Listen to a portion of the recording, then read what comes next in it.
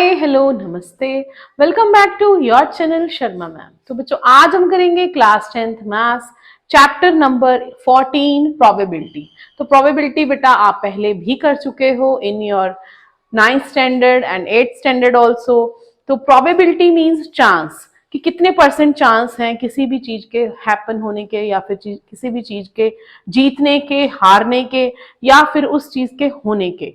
उन चांसेस को हम गिनते हैं in mathematics as probability. Probability means probably it will happen और नॉट।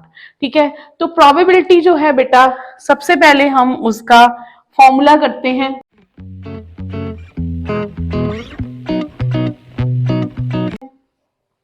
प्रोबेबिलिटी को हम P से डिनोट करेंगे of any event A।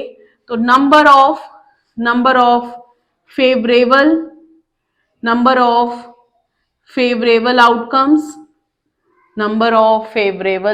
Outcomes हो जाएगा, और upon number of total outcomes कितनी है वो, और फेवरेबल मीन्स जो होनी है उन्हें हम कहेंगे फेवरेबल। अब इसके बाद बेटा हमारे पास होता है कि प्रोबेबिलिटी का जो आंसर है वो हमेशा हमारे पास रहता है 1 और 0 के बीच में। 0 भी आ सकता है, 1 भी आ सकता है। किसी इवेंट की प्रोबेबिलिटी 0 भी हो सकती है और 1 भी हो सकती है।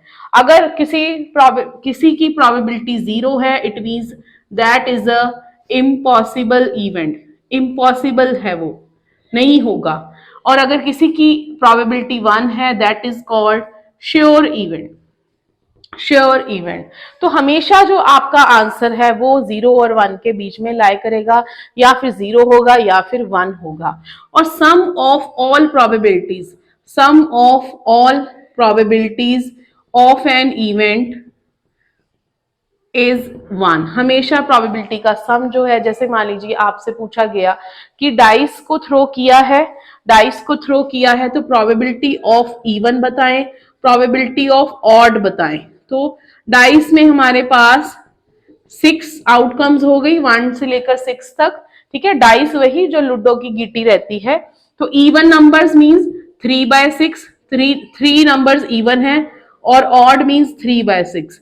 जब हम इनको ऐड करेंगे ये भी हाफ आ जाएगा, ये भी हाफ आ जाएगा। जब इनको ऐड करेंगे हाफ प्लस हाफ हमारे पास आ जाएगा 1। तो sum of probability of an event is 1। ठीक है, इसके बाद बेटा केस आता है हमारे पास कॉइन्स का और कार्ड्स का। ठीक है, वो भी डिस्कस कर लेते हैं। जैसे सपोज बच्चे हमारे पास है कि हमने 1 कॉइन को टॉस किया, तो कितनी आउटकम्स आएंगी? 2 की पावर 1 2 आएंगी। 2 कॉइन्स को टॉस किया, then 2 power 2 4 outcomes will be there. हमेशा फॉर्मूला रहेगा 2 की power n, where n is the number of tosses. तो अगर 3 है तो 2 की पावर 3 8 आ जाएगा, इस तरह से। ठीक है, इसी के साथ हमारे पास एक और केस होता है, that is of playing cards. तो टोटल कार्ड्स रहते हैं 52 हमारे पास 52। उनका हाफ हमारे पास हो जाता है रेड कार्ड, और उन्हीं का ही हाफ हमारे पास हो जाता है ब्लैक कार्ड। फिर उनका हाफ कर लेंगे। रेड में हमारे पास होता है हार्ट एंड डायमंड। ठीक है, उनका हाफ मींस 13 कार्ड इसके हो गए, 13 इसके। फिर इधर रहता है हमारे पास स्पेड, वो भी 13, और क्लब भी 13। सबके पास 1 किंग होता है, मींस 2 रेड किंग्स और 2 black king. 2 means 4 kings are there, 2 red 2 black. इसी तरह 2 रेड क्वीन और 2 ब्लैक क्वीन रहती हैं, मींस 4 क्वींस आर देयर। इसी तरह बेटा हमारे पास रहता है 2 red jack 2 black jack, means 4 jacks are there. और इनको हम बोलते हैं फेस कार्ड। ये हैं हमारे 12 फेस कार्ड्स। ठीक है, और इसी के साथ हमारे पास एक और केस होता है 2 रेड एस और 2 ब्लैक एस।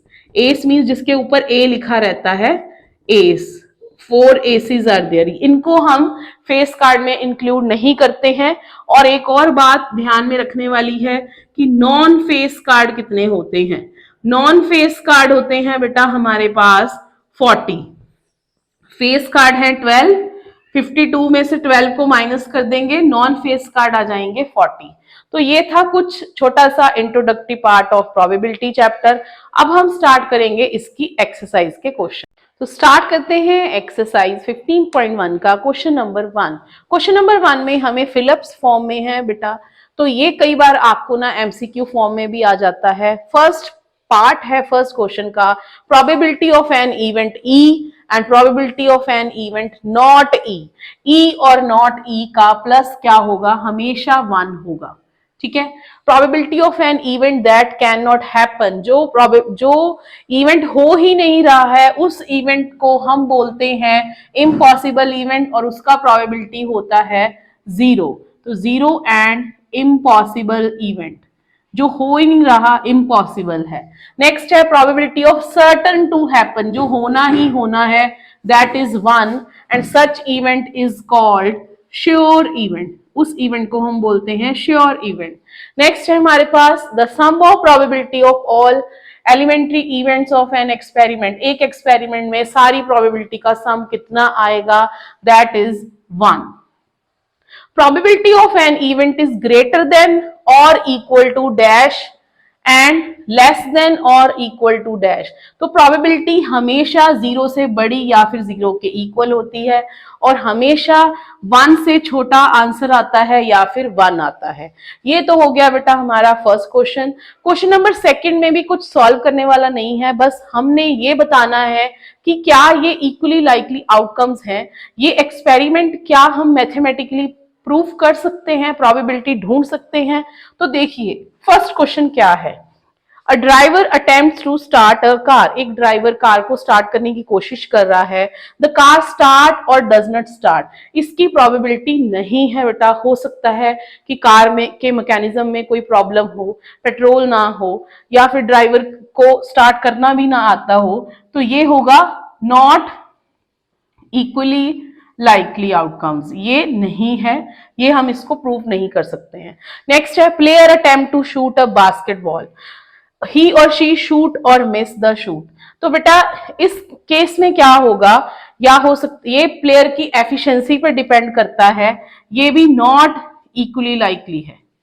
ठीक है, नेक्स्ट है कि कोई ट्रायल में एक हमें ट्रू फॉल्स का क्वेश्चन दिया गया है, वो क्वेश्चन जो है वो राइट है या रॉन्ग है, इसके पूरे पूरे चांसेस हैं। देखिए कैसे, एक ऐसा क्वेश्चन जिसका आंसर है ट्रू या फॉल्स, दोनों में से एक आंसर है।